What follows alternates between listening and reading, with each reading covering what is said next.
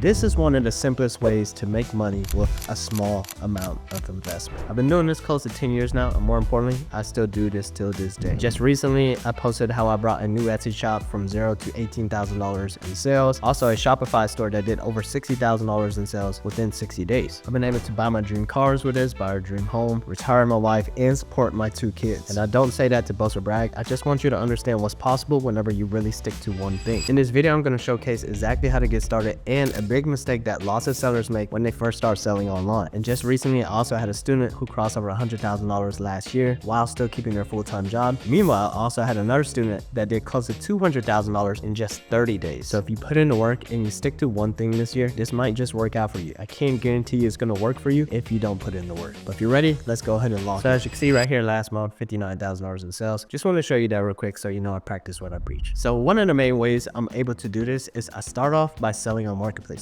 And I'll explain how I'm able to correlate those sales and transfer over to Shopify towards the end of the video. But the first thing you have to understand is selling the right product. What does this even mean? Well, it is a marketplace. So when it comes to marketplaces, customers already know what they want. So they're already inclined to purchase the actual product. So when they hop onto a marketplace, they're actually searching for what they want. And that's why you do have to work in reverse and somewhat guess what they actually want. And that's why it's more powerful to do research and provide a product that customers are actually looking for. When it comes to your own storefront, people aren't looking for these products. People aren't coming to your website to look for the product. So that's why it does also help to be able to have a product that is proven as well. So here's a big mistake that lots of sellers make. So for example, I've shown many product research videos, but I have never really shown this on the YouTube channel itself. So one thing a lot of people do is they type in sweatshirt, they type in the product, and then they see all these are best sellers, and these are products new sellers try to create, which there's kind of nothing wrong with it, but obviously everyone's trying to do this, and it's not necessarily going to work out for the best. Instead, you can dive a little bit deeper so that you can change the whole entire landscape of what you actually see. So new sellers will come on here and they look for products. Obviously, they try to look at best sellers. That is a pretty good identifier that is something that is working, but you can go a little bit deeper. Right here, you can actually look at analytics. And if you don't have this right here, that's because I have a Chrome extension called Everbee, and I'll post a link to this down below as well. So you can actually see how long ago it was actually listed, the conversion rate this product actually has, and an estimate of how many monthly sales they are currently making. So what I like to do so that I can see the entire thing at one time is I click on product analytics on the left side, and now I have a full list going on. I'm going to sort it by monthly revenue real quick. I'm just going to hover over some products and see if this is something that I will be interested in creating, but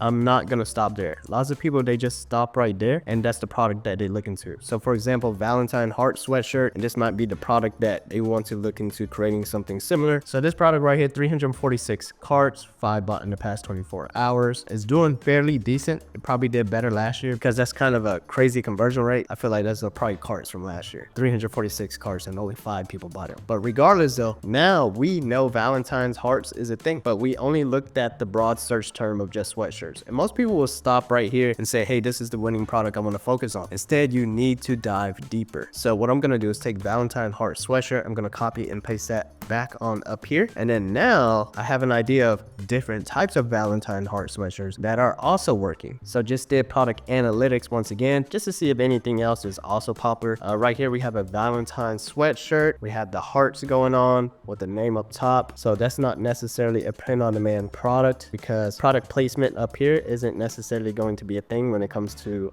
selling with print on demand. But if you are capable of making this yourself, then this is probably a big winner. And you already know if you just simply have a heat press and a vinyl cutter, how easy this product is to create. And the fact that you have that, it allows you to stand out from people who are using print on demand. But regardless though, we don't make too many products in-house anymore. I like to test out products using print on demand, have hundreds of sales come in, and then see which one is the winning product. Then we simply take that product in-house so that we can have the highest margin on single products that aren't difficult to create. So after doing some quick searching, ended up landing on this one. I feel like this is something I want to look into creating. I'm not necessarily sure how I'm going to create this without a designer. At this point in time, I typically like to use lots of designers to create my designs, but that's a little bit more advanced. Right now, you're in the beginning stage. So what we need to do is figure out how we can create this. And I may possibly have an idea of how to do so. So what I'm going to do is go ahead and select this right here. I'm going to go to the one with the white background, and I'm just gonna zoom in a little bit, just kind of give it a quick look. Now what I'm gonna do on Windows is Windows Shift and S, and that will allow me to do a quick screenshot. On Mac, I believe is Mac something Command 4. I haven't done it in a while, so don't stick it to me. So now I'm gonna head on over to Kittle. I'm gonna click New Project up top, and also I'm gonna go ahead and pull up Printify. If you don't know what Printify is, this is gonna be your fulfillment company. So they print and ship the product to your customer for you. So all you have to do is make sure you know how to figure out the design part, and then the rest can be a whole lot easier for you because you don't have to print and ship anything. So now I'm gonna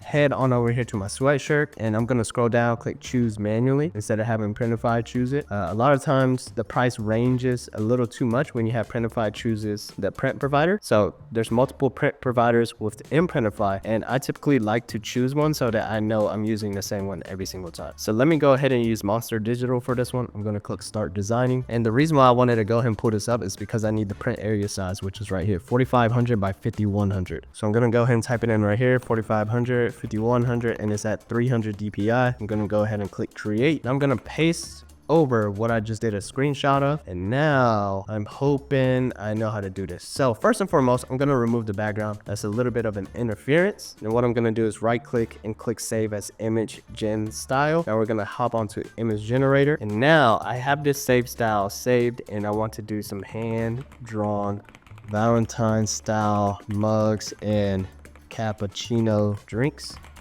Did I spell that right? No. Did I say it right? I have no idea neither. I'm gonna say similar to Starbucks style. So I'm gonna press enter, and hopefully we get exactly what we need. All right, so that's almost kind of what we want. It's not even that bad, to be honest. I thought we weren't really gonna land it the first time, but that's pretty cool. It also gives us some more in the style down here on this left side, so fairly interesting. I'm not necessarily sure if this is still gonna work, but it's worth the shot, to be honest, because it looks pretty good. I like this one too. This one's pretty cool. Let's see what else we have going on. I'm gonna click generate again just for the heck of it. I'm also gonna head on over to Dolly by ChatGPT. I'm gonna paste in the same image as well and see what it can come up with. All right, so this one actually looks a little bit better, but it gave me the Starbucks logo, which is not something we can actually use, but it's pretty cool. It actually gave me that logo. I like this style right here. I like this one right here. I like this one a lot, actually. So let's go ahead and move this over here so we can use that for a reference. I'm gonna move this back on over. I'm gonna delete that one. I bet you a boba one would go crazy. I bet, because people love those boba drinks. So I'm gonna head back on over here. Let's type in Valentine shirt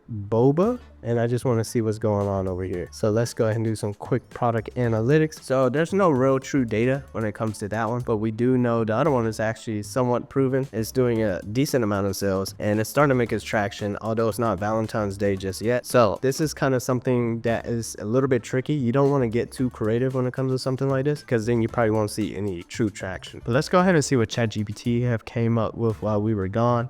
This one is actually pretty cool. I like that. I like that. All right, cool. So I played around with ChatGPT a little more. I came up with this one. I wanted it to be a little bit more spaced out. Gave me this one, still wasn't spaced out enough. I told him I add a fourth drink. It's always a little funny because they say I added a fourth drink, but there's no fourth drink. So then I finally got this one, which I feel like is great. So I'm gonna copy that one. And I feel like the logo right here is small enough where it's not too crazy. I feel like you are still kind of on their likeliness right there a little bit, but we're gonna try one more prompt and let's see if we can remove it. Okay, and so that's what's a little funny about ChatGPT as well. I told them to remove the logo, but then they added even more logos.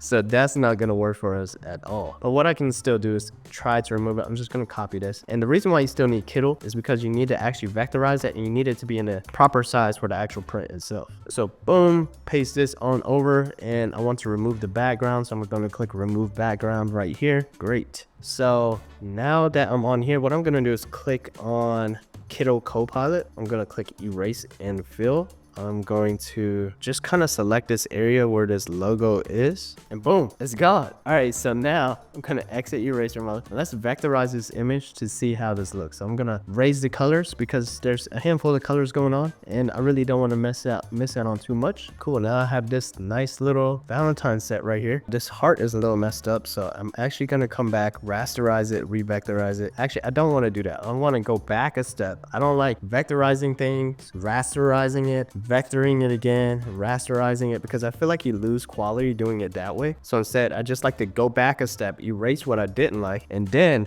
vectorize it again. All right, cool. So now I feel like this space right here is missing a little bit of heart, and maybe I want to add some of the hearts back on top of the image as well. I'm just gonna copy and paste this real quick. And now I have another layer right here, and I'm pretty much gonna erase everything except for the hearts. And boom, now I have some hearts I can actually play around with. So I can put some back on here. Now I have a heart right there. I'm gonna copy and paste one more time. Got a few hearts going on like that.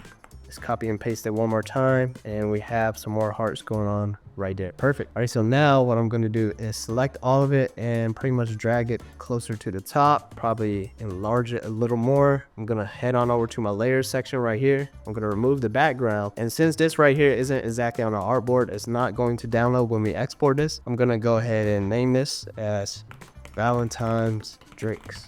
And I'm gonna go ahead and click export. Now I am back on Printify. So it's really simple to integrate this with your Etsy store. All you have to do is head on over to Printify, click this little drop down. And as you can see, I have multiple stores connected. Just click add a new store. And if you're logged into Etsy already, it's just gonna take you to an Etsy page and it just says authorize Printify. And then you're automatically integrated. So now I'm back over here where we originally got to our Printify product. And check this out. Now we have this on the sweatshirt and they're gonna print and ship this to our customer for us. We can click select variants and select all the colors that we actually want. We're gonna click save product and then we're gonna go ahead and publish it. But before we publish it, we do want to mock this up onto some other mockups as well. Some that may come from Etsy, some that may come from photos you took yourself. The Printify mockups, they're honestly just really not gonna do it. So now you're over here where you have your title. You can already upload your mockups that you already have right here. Clean up your title, clean up your description. You can go ahead and add some tags and whatnot, and then you can change your prices down here. And when you click publish, it's automatically going to be on Etsy for sale. Most of the time, lots of people think that SEO and all of these things are the secret when it's not necessarily true. If you're selling the wrong product and it's a design that you truly created yourself and just because you think it's cool, does not mean the whole entire world thinks it's cool. You have to base it off of something that's already winning and already working. So whenever you are using SEO, you're getting eyes to a product that you know a customer actually wants. A lot of times new sellers think they know exactly what people want, which is not true at all. It's also easier to make a mockup on Kindle as well. So you can download a mock-up from Etsy or wherever it may be, and then you can take your design right here. I'm gonna go ahead and copy this, drag it on over to my mock-up, and then I'll just export this artboard right here. So this isn't actually on a artboard. I just uploaded this so you guys can see how easy it can be. But look at that, that looks great. I'm also gonna see if I can add a badge right here. So let's see what their badges look like. Not the greatest. Now I brought over a little badge right here. Now what I'm gonna do is click in text. Just try. Okay, that is not great at all. So I'm gonna ungroup that, delete that, type that in. This does not look great at all. So you get the idea. You can do that on here, but we got the mock-up on here, and now that's one last thing we have to worry about when it comes to our actual listing template. And that's how simple it is to sell online by selling the right product. You have to start off with an actual winning product, and now you have to come back in and clean everything else up, include your guarantees, your sizes, the specs, the color variations, and all those options that you have available. And once you really master Etsy, it's really simple to go on over to Shopify. As I've mentioned in the very beginning, a marketplace is a place where customers are already coming on here. They're searching for what they want, so it's easy to supply the product, and the customer is going to end up finding your actual product. But when it comes to Shopify, you have to shove this product into customers' faces. Now, if you have a brand name, let's say your brand name is called Jason's Faith, and you're shoving Jason's Faith t-shirts in front of a whole bunch of people, most people probably aren't going to want it, even if you're targeting the right interest. Now, you know that's not necessarily a proven product, but you can come back on over to Etsy, do some Christian brand related t-shirts, and then you can see those designs are actually working, and then you can create something similar for your brand. And then whenever it comes to running Facebook ads or whatever ads you want to run, you're going to be shoving that product into people's faces. It's going to be a whole lot easier for the customer to see that, wow, I actually like this product, because you know it was a winning proven product. They're not actually looking for the product. You have to shove a product in front of people's faces, and that stops them from scrolling. And now you have a way to do it that still relates to your actual brand that may be on your own site. And then eventually over time, you can make them fall in love with your brand, and then eventually they might buy Jason's Faith bread. If this video helped you out, go ahead and comment and let me know down below. If you're interested in coaching, feel free to DM me on Instagram, the word YouTube, and I'll see if I can help you out.